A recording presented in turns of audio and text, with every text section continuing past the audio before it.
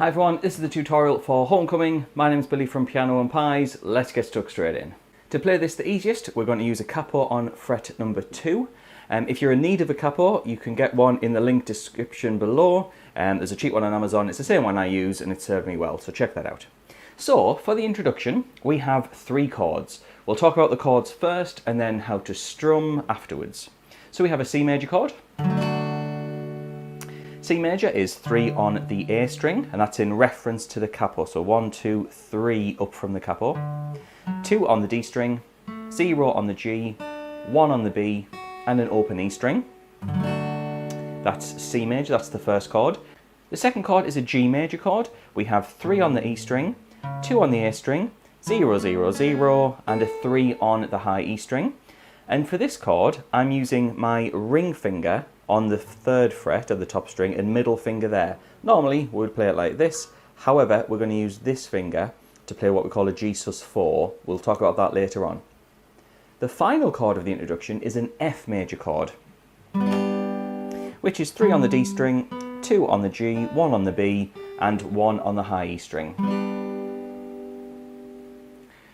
So I'm going to show you the basic version of the introduction, and then I'm going to show you what they do on the actual track with some extra chords. So here we go. We have C major, G, F, C, G, F. So it's down, down, up, down, down, up, down, down, up, down, up. So that's the basic introduction. You'll play those 3 chords twice. However, you'll notice there's some extra parts going on in the track.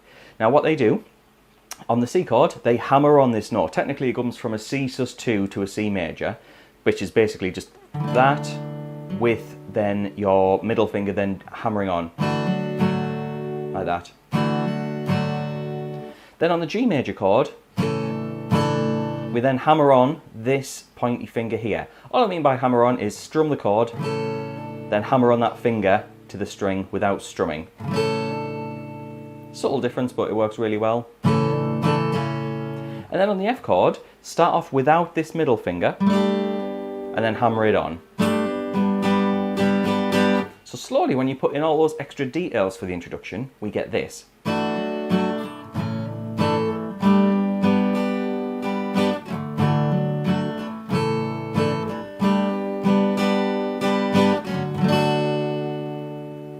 So when James starts singing, we recap the same chords, however we play it 8 times for the first verse. And we'll play it in exactly the same way. We then get to a chorus, which is a little bit different. We have A minor, which is an open A string, 2, 2 on the D and G, 1 on the B, and an open E string, which goes down to the F chord that we know, then the C major chord we know, and then G major. In terms of strumming, we get this.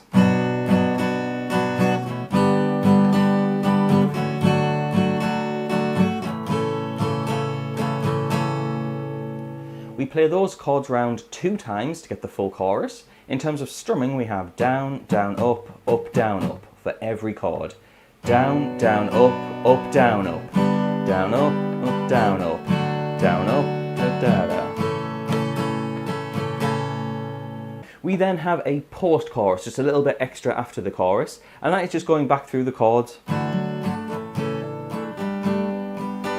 Just through those chords that we played for the introduction and the verse. We then start to get a ton of repetition, just like most pop songs, and we have a second verse, which is the same as the first verse, C, G, and F. We'll play that 8 more times. We then get to a chorus, and it's the same as before, A minor to F, C to G, 4 times. Now it's worth mentioning that if you are wanting the chord charts for this, as well as the chords and the lyrics matching up, let's say if you want to sing and play along at the same time, then head on over to Patreon. There's a link in the description where you can download both of those in a handy PDF. Saves you from writing everything out and potentially making a mistake.